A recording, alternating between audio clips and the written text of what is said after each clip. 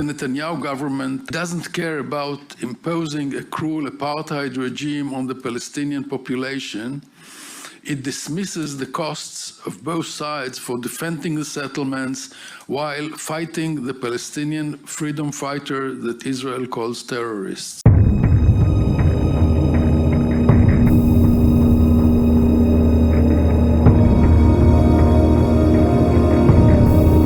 In a sense, what is taking place now in the occupied territories and in part of Gaza is a second Nakba. A Palestinian state must be established.